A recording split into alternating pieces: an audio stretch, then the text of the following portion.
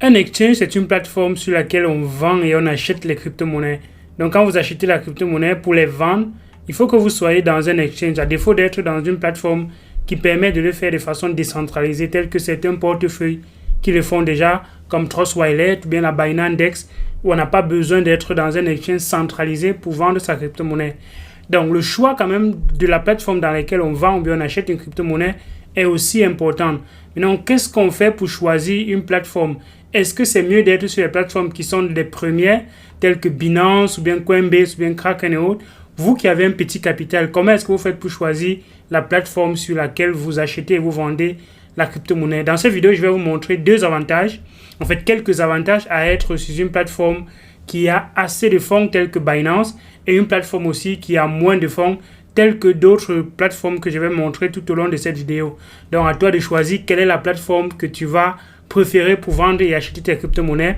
Et le choix peut être guidé comme ça par ce qu'on va dire dans cette vidéo. Donc reste jusqu'à la fin de la vidéo, ça sera intéressant.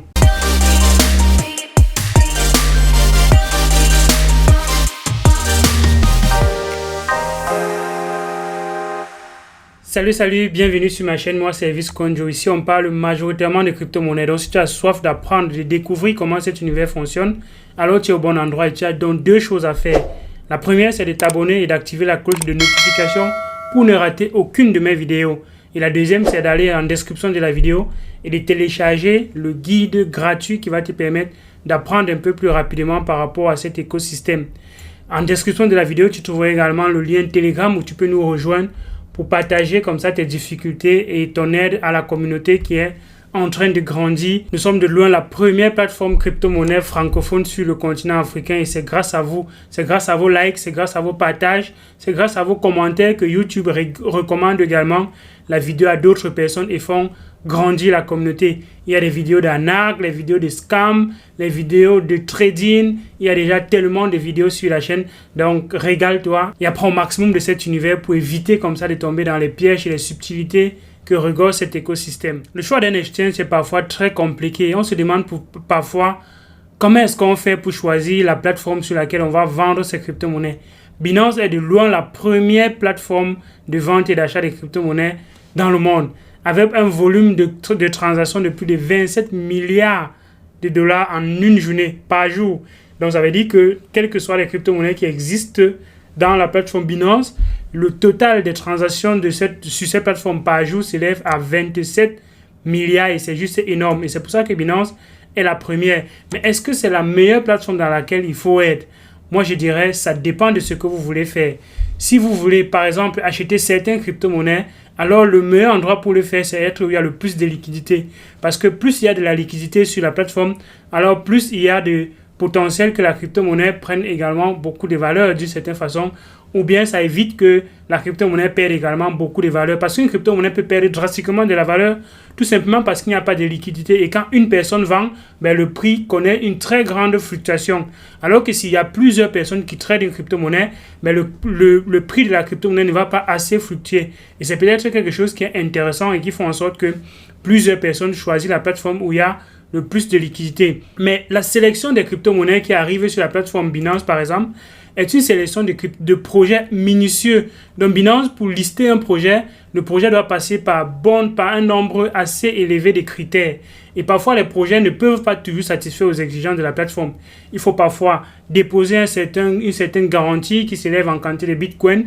Et ce n'est pas tous les projets qui peuvent se permettre déjà de lister sur des grands exchanges. Alors, certains projets vont aller dans d'autres plateformes. Et ça a également un avantage parce que quand le projet va grandir, il aura peut-être la possibilité d'aller sur d'autres plateformes et c'est à ce moment donné-là que les personnes pourraient voir ce projet apparaître sur les plateformes comme Binance.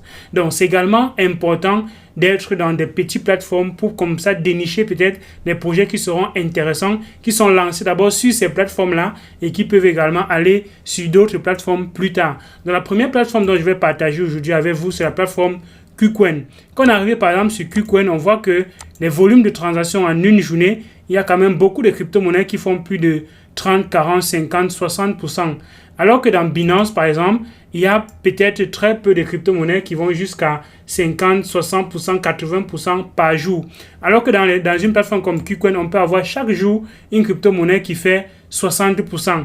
Dans Get, par exemple, aussi, c'est une autre plateforme, un autre exchange qui n'est pas aussi grand que les deux que je viens de partager, mais qui également est un exchange où les petits projets se lancent. Et comme les petits projets choisissent ces plateformes-là, il y a une certaine volatilité qui est assez considérable sur la plateforme Get. On voit par exemple qu'en l'espace d'une journée, aujourd'hui, il y a une crypto-monnaie qui a fait déjà 1000%. Ça fait un x10 en une journée. Alors que les deux premières plateformes, on n'a pas vu cela. Bien que ça peut arriver, mais c'est rare. Alors que chaque jour, on peut voir des petits projets qui se démarquent sur ces plateformes-là au quotidien. Donc, est-ce que c'est intéressant d'être dans ces plateformes-ci? Ça vous permet également de dénicher certains petits projets qui ont peut-être du potentiel et ont choisi ces petites plateformes-là pour se lancer. Quand on est par exemple dans Hotbit aussi, on voit qu'il y a plein de projets qui ont fait jusqu'à plus de 100%. Voilà, la liste des projets qui ont fait 100% aujourd'hui est juste énorme. Il y a plus de 1, 2, 3, 4, 5, 6, 7, 8, 9, 10, 11, 12, 13, 14, 15, 16, 17, 18, 20 projets, 20 crypto-monnaies qui ont fait déjà x2 en l'espace d'une journée. Et il y a plusieurs crypto-monnaies qui ont fait déjà plus de 80, 65, 90% en l'espace d'une journée. Donc, pourquoi est-ce que ces projets-ci peuvent autant performer? C'est juste parce qu'il y a très peu de personnes qui sont sur ces plateformes-ci et parce que les gens pensent que peut-être les projets qui se lancent ici ne sont pas assez intéressants. Et ça fait donc que les personnes qui sont sur de telles plateformes-là peuvent comme ça dénicher ces petits projets-là qui, eux, voilà, ils peuvent également avoir un potentiel. Mais comme le potentiel n'est pas assez avéré, c'est donc avantageux pour les personnes qui sont sur de telles plateformes. Donc, c'est important de ne pas être à un seul endroit, d'être également sur différentes plateformes, mais il faut également prendre en compte les risques qu'il y a à être sur les petites plateformes. Parce que la volatilité sera très très élevée et les petits projets qui ne sont pas autant sûrs vont solliciter ces exchanges et ça peut être comme ça, des projets qui vont venir juste dans l'optique de vendre leurs crypto-monnaies et de disparaître. Ça veut dire que vous pouvez acheter des projets, des crypto-monnaies sur ces plateformes-ci, ça performe très bien pendant un certain moment et après, plus rien parce qu'effectivement, ils ont atteint ce qu'ils voulaient. Ils voulaient comme ça vendre leurs crypto-monnaies, domper le marché et sortir. Donc, il y a également beaucoup de manipulations dans ces petites plateformes-ci. Puisqu'il n'y a pas assez de liquidité, ça voudrait dire que la personne qui a un peu plus de liquidité peut comme ça manipuler le marché. Et c'est pour ça qu'on peut voir du jour au lendemain, un projet fait x5, x10 et le jour d'après, le projet a déjà perdu drastiquement de la valeur. Ce sont les pompes en dump. Alors que quand il y a assez de liquidité sur une plateforme, c'est très difficile de manipuler le marché. Il faudrait une très grande quantité d'argent pour pouvoir manipuler le marché. Et alors, les petits projets sont des projets qui sont facilement malléables et comme ça, il peut y avoir des gros arnaques sur les petites plateformes. Mais ça reste quand même intéressant parce que quand on dit pompe and dump, il y a des personnes qui peuvent également profiter quand c'est en train de prendre de la valeur. Et comme ils peuvent avoir la technique, ils savent que oui, quand ça prend une certaine valeur, je peux ressortir par palier avec les techniques qu'on apprend depuis sur la chaîne. Comment comment éviter d'entrer dans les pompes and dump et comment faire pour pour tirer toujours bénéfice des pompes and dump. Quand c'est en train de prendre de la valeur, si tu t'es positionné un peu avant, tu vends par palier, tu ressors progressivement. Et quand ça perd de la valeur, tu sais que oui, tu as quand même retiré ne serait-ce que 50%, 60%. Si le reste perd de la valeur, ce n'est pas très grave. Voilà des techniques qui peuvent comme ça exister et qui peuvent faire en sorte que ces petites plateformes sont aussi intéressantes où moi particulièrement, je garde une très faible partie de mon capital sur des petites plateformes parce que voilà, on ne sait jamais.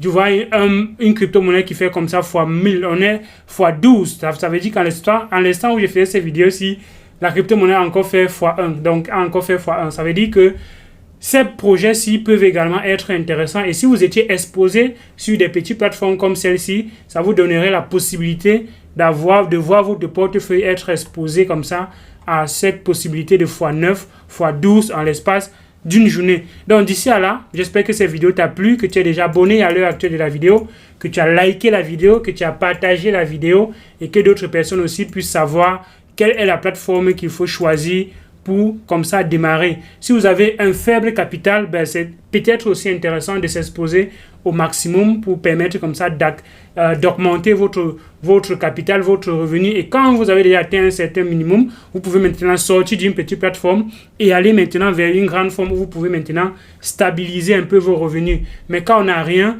ben, on ne cherche pas à stabiliser ce qu'on n'a pas. Si c'est zéro, ben, si tu stabilises zéro, ben, tu seras toujours à zéro. Alors que si tu vas sur une plateforme où tu t'exposes avec une possibilité de faire x10, x20, ben, tu peux comme ça faire x10, x20 avec un petit portefeuille.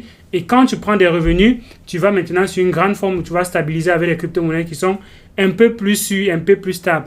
Donc, bien évidemment, ce n'est pas un conseil financier, c'est juste une stratégie que je suis en train de mettre sur ton radar que tu peux développer comme ça et faire de ça ta propre stratégie. Donc, soyez les personnes qui choisissez vos stratégies et qui décidez de faire ce dont vous voulez. Ne dites pas que c'est parce que Elvis a dit qu'on fait. Non. Soyez des personnes qui font des recherches et à la fin prennent les décisions qui les arrangent. Donc, d'ici à là, porte-toi bien et à une prochaine vidéo. Ciao.